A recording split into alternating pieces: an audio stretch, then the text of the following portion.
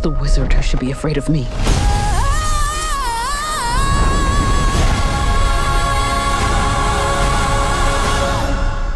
Assalamualaikum. Suka. Lo pernah gak sih ngerasain experience nonton film di bioskop, terus kepedean lah beli tiket paling mehong biar si pinggang jompo ini dikasih rebahan dan gak ngeluh sama sekali buat berlama-lama di teater.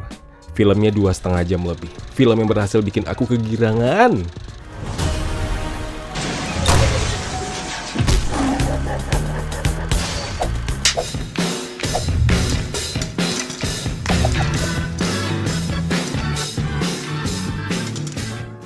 The Greatest Showman, The Wizard of Oz, musical Broadway Wicked, triple combo megah dan menghasilkan sebuah sinema berkelas berjudul Wicked. Film musikal, ya musikal, tapi sukses bikin perasaan penonton mendadak jadi riang gembira. Lo stres, lo kudu nonton ini. Ya itu pun kalau situ emang suka sama film musikal sih. Gampang, biar nggak bingung, sebenarnya Wicked adalah prequel dari The Wizard of Oz. Bukan Oz yang versi The Great and Powerful ya, enggak, tapi versi yang lawasnya. Tentang awal Wicked Witch of the West, Elphaba, bertemu, berteman, dan akhirnya jadi rival Good Witch of the North, Glinda. Semua bermula saat mereka jadi roommate di SIS University. Nah, si Glinda itu disenangi sama semua orang dengan paras anggunnya dan semua hal yang berbau dengan pink. Sementara si Elphaba kerap dijauhi dan dibully lantaran punya fisik yang aneh dengan kulit berwarna hijau seperti kodok, kata mereka. Nah, singkatnya, mereka yang semula saling membenci akhirnya jadi teman dekat. Dan hal ini membawa keduanya ke sebuah perjalanan hebat dan salah satunya ketika sebuah negeri seberang memanfaatkan kekuatan sihir Elphaba untuk merubah kawanan monyet jadi punya sayap. Nah, si Elphaba yang berontak justru membuat kericuhan. Ya padahal dia nggak salah. Nah, dirinya yang sempat diterima orang-orang sejak berteman dengan Glinda, dan kini dia dianggap sebagai penyihir jahat. Part 1. Yup, kalian tidak salah dengar. Filmnya baru satu bagian doang. Tunggu tahun depan baru ada part keduanya. Kesel? Lo lagi enak-enaknya nonton film dan sadar di akhir filmnya ada tulisan To Be Continued.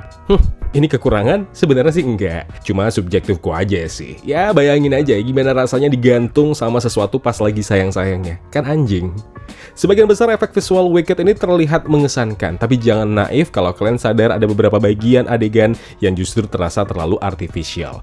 Misalnya kayak adegan di SIS University yang menggunakan CGI yang terlihat kurang halus dan ini agak mengurangi kesan magis yang diharapkan. Selebihnya sih oke-oke aja. Yang jadi pertimbangan orang-orang nonton film ini tentu soal durasinya yang lebih dari 2,5 jam. Yap, beneran. Beberapa bagian film terasa terlalu lambat. Adegan-adegan pengenalan di awal itu, meski sebenarnya penting untuk ngebangun karakter, sebenarnya bisalah dipersingkat untuk ngejaga tempo ceritanya biar tetap menarik. Nah, karena film ini ada banyak elemen musikal aslinya yang versi Broadway yang tadi ku bilang, tahun 2003 kalau nggak salah rilisnya. Nah, beberapa subplot terasa kurang digarap dengan baik. Misalnya, konflik cinta segitiga antara Elphaba, Glinda, sama si Viero yang disentuh cuma tipis-tipis aja. Padahal dinamika ini bisa ngasih bobot emosional yang lebih besar. Mungkin ya, pas di part 2 kali nanti bakal di-highlight lagi. Yang akhirnya jadi awal mula kali, konflik antara si Glinda dan Elphaba. Terus karakter seperti Dr. Delamont dan juga Nessa Rose itu nggak dapat cukup waktu untuk dapat spotlight lebih. Padahal mereka itu elemen penting dalam cerita Wicked ini. Tepuk tangan yang meriah untuk Cynthia Erivo dan juga Ariana Grande.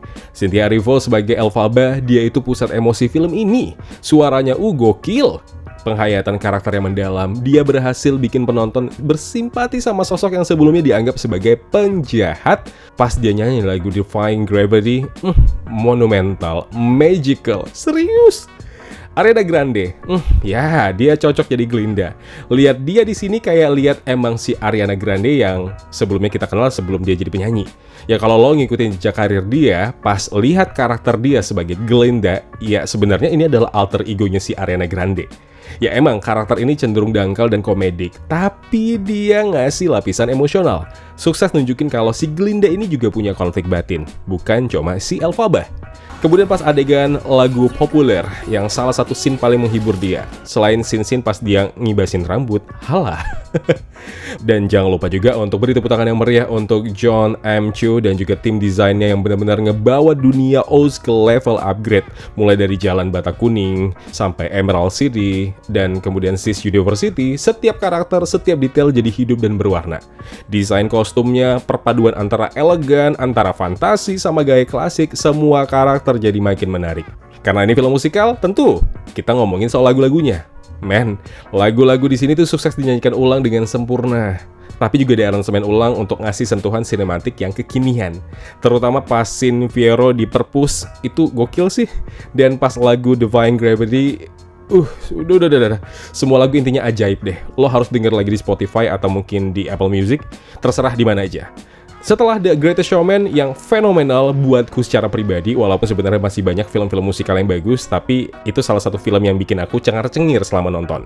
Dan ada lagi nih, film yang bikin selama nonton juga cengar-cengir juga, dan nonton itu sambil humming. Ya walaupun gak semua lagunya hafal, tapi ya bisa sih ngelong bareng. Meski baru part 1, pesan moral film ini kuat, beneran. Last but not least, soal estetika pink dan hijau yang ini nggak cuma manjain mata, tapi bikin ceritanya makin dalam. Ini tuh kayak apa ya, kode visual kali buat penonton biar paham lah sama konflik dan harmoni di antara dua dunia yang bertolak belakang antara si Glinda dan juga Elphaba. Warna pink di sini tuh kayak ngelambangin karakter si Glinda ini loh, si penyihir baik, walaupun di sini belum menjadi penyihir ya di part 1, yang ceria, penuh pesona, flamboyan, ya gitulah. Sementara warna hijau itu kayak identitas kuat si Elphaba, si penyihir hijau yang sering disalahpahami. Dan dua warna ini emang terlihat kontras, tapi pas digabungin, mereka itu kayak ngasih harmoni yang ngegambarin perjalanan persahabatan antara dua karakter utama ini. Intinya, kalau kalian pecinta film dengan desain visual yang cerdas, film Wicked adalah sajian yang tidak boleh kalian lewatkan. Kenapa sih harus nonton film Wicked ini? Padahal ada kekurangan. Ya, meskipun ada beberapa kekurangan film Wicked, tapi berhasil ngasih pengalaman sinematik yang jarang kalian temukan. Keunggulannya banyak banget. Acting, musik, desain visualnya jauh lebih besar dibandingkan kelemahannya. Ketutupan kelemahannya jadinya. Film ini bukan cuma untuk penggemar Broadway ya, mungkin seperti itu. Tapi juga untuk mereka yang tahu betul film bagus itu yang seperti apa. Jadi gimana? Kalian sepakat dengan review ini? Kalau sepakat, like dong videonya. Kalau nggak sepakat, ya dislike juga nggak apa-apa. Jangan lupa juga untuk share pendapat kalian yang udah nonton film Wicked. Pengen tahu banget, apakah kalian juga setuju dengan apa yang aku sebutin tadi? Atau mungkin kalian punya pendapat pribadi? Boleh ya? Tulis di kolom komentar. Dan jangan lupa juga untuk subscribe channel Kawan Review. By the way, terima kasih ya yang udah subscribe sampai 80.000 ini. Wah, keren banget kalian. Oke, kalau begitu kita ketemu lagi di video review berikutnya. Kalau gitu aku Zain pamit undur diri. Wassalamualaikum.